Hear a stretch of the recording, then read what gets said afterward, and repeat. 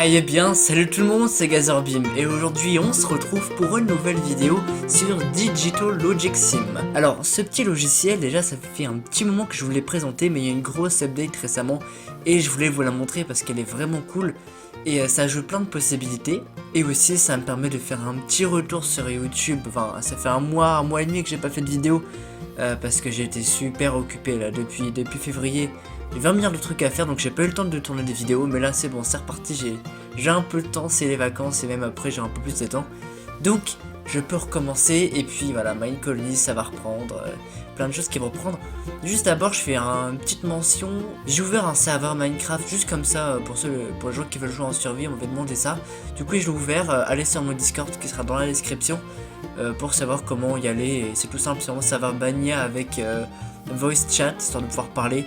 Je peux toujours rajouter des trucs, hein, mais voilà, ça peut être sympa. Vous pouvez passer si vous voulez. Donc, qu'est-ce qui a été ajouté? Globalement, déjà le fait que y a une taille de carte quasiment illimitée. Enfin, contrairement à avant où c'était genre ça max, là maintenant c'est beaucoup plus grand. Ensuite, il a été ajouté le fait qu'on puisse faire des câbles.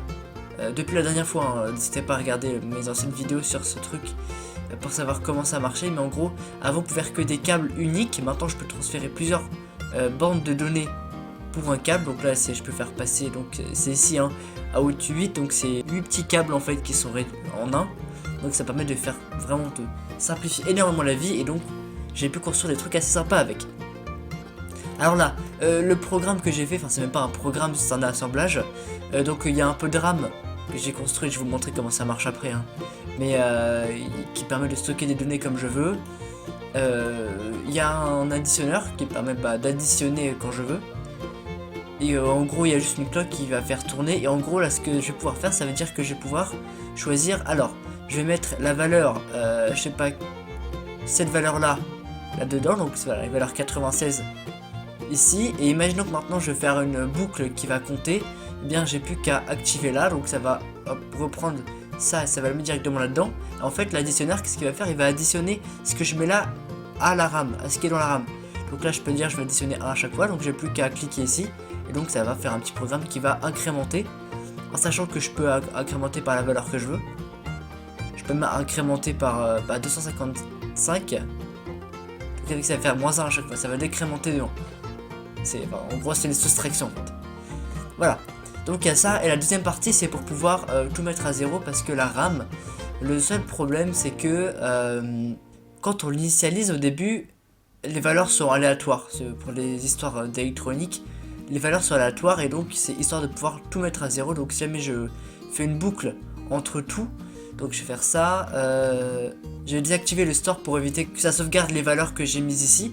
Donc je vais juste vous montrer, donc là si jamais je clique là sur in, ça va lancer la boucle, donc ça va, hop, on peut voir que ça va boucler entre toutes les adresses mémoire, donc de 0 à 15, et donc là on peut voir qu'il y a seulement une seule qui est allumée, donc sauf que là je peux m'arrêter là, je peux mettre par exemple la valeur, voilà, cette valeur là par exemple, store, voilà, j'ai stocké, donc là je peux mettre 17 dans tout ce que je veux, donc voilà, là partout il y a 17, voilà, donc en gros c'est vraiment une RAM, et c'est vraiment juste pour pouvoir la contrôler de manière un peu plus simple, et pour un peu tester comment ça marchait. Donc voilà, c'est le petit truc que j'ai fait, et en gros, vraiment ce qui a changé c'est que maintenant on peut intégrer des écrans directement à la RAM, et ça c'est génial, parce que quand vous pouvez pas, ça veut dire que vous pouvez pas savoir ce qui se passait à l'intérieur de tout ça.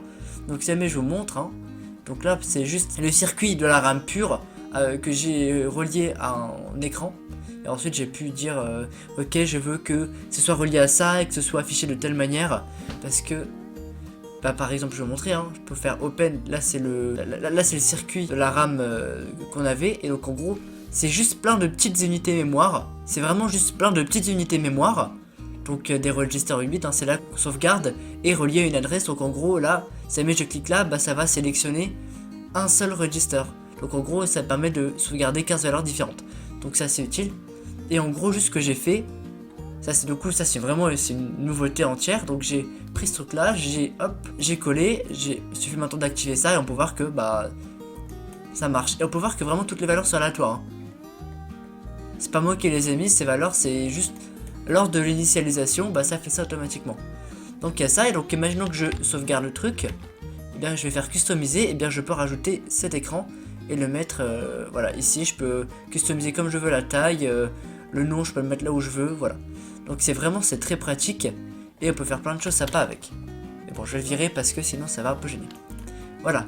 Et là, juste je voulais vous montrer ça, la plus grosse chose que j'ai faite, c'est ce truc là. C'est vraiment sympa, en gros c'est plein de circuits de 16 bits de RAM.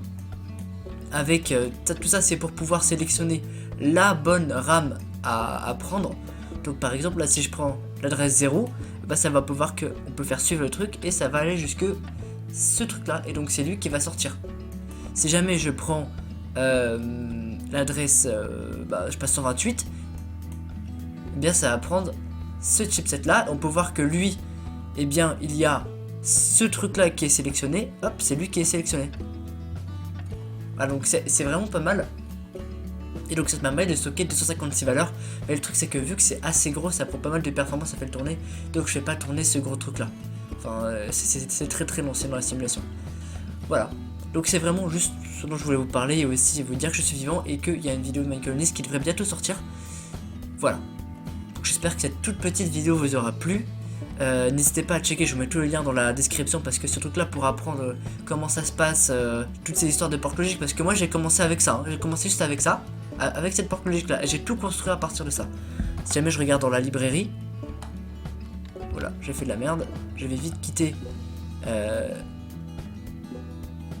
voilà.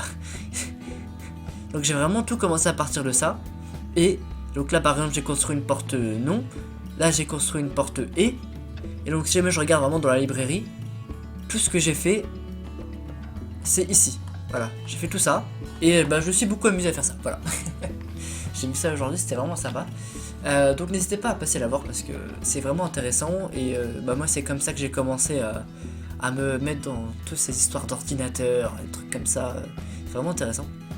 Et sinon je vous souhaite une bonne journée, je vous dis salut tout le monde, c'était Gazorbim, à plus dans le bus, et les ordinateurs, c'est cool.